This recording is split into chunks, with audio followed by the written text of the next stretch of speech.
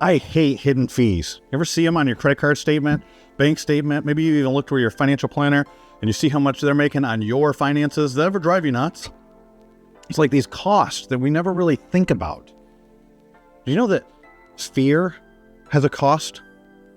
And oftentimes we live our lives in such a way that we don't count the cost of fear. We only count the cost of courage. What is it going to be like if I made this change? What is it going to be like to step into this new thing? What would it look like for me to do maybe the thing you know that God wants you to do? You see, living in fear, it could be the fear of rejection, the fear of failure, the fear you won't be a good enough dad, the fear that you won't make the right decision, the fear of not being enough, the fear of the loss of a loved one. It would be the fear of lots of stuff. It's like living with an interest-only loan. Have you ever had an interest-only loan? I remember when I was doing my master's degree, I was living in Dallas, Texas. So I was working for a new home builder, and I'd sold a lot of houses and used several of the same mortgage brokers. One of them became a friend. My wife and I were looking for a house ourselves. And so I went to her and I said, what kind of a loan should I get? What's the best rate you can get me? And she started telling me about these interest-only loans. She said, yeah, we're all doing it. You need to get an interest-only loan. It'll save you hundreds of dollars a month. And I looked at it, it really would. And as I pressed into it, you know what I learned about an interest-only loan? You're basically sending a check to the bank every month and thanking them for letting you use their money.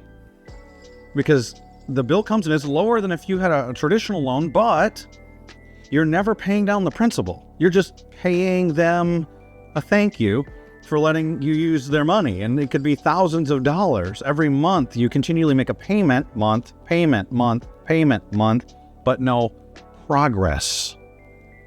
And that's what it's like living with fear. You are paralyzed for moving forward because you just got to analyze. You just got to get more prepared. You're waiting on God. You got to pray about it. No, you're stuck because that's what fear does. Whatever the fear is, the fear of loss of control, the fear of what will happen if, the fear of regret, the fear of missing out, fear of all these fears, and you're frozen. But there's another kind of fear, and there's a fear that will set you free from all the debilitating, all the paralyzing, all the things that have been holding you back. The book of Proverbs is a book of wisdom. There's a theme in that book. It's called the fear of God. It's a different kind of fear. It's a good fear. Proverbs chapter 1 and verse 7 says, the fear of the Lord is the beginning of wisdom, of knowledge. It's not the first thing you ever know, but it's the starting point for truly having a skill to live your life. That's what wisdom is. It's the starting point that you never move past, but you continually progress in the nuances of, and you keep reading through the Proverbs, and there's multiple chapters that unpack what it is and what the implications are, and people have oversimplified it in the Bible. It's just this trembling, or it's this awe and reverence. No, it's very nuanced, and it'll change your life and set you free from the fears that debilitate you. You see, it's time to stop living an interest-only life. You can refinance under the fear of God.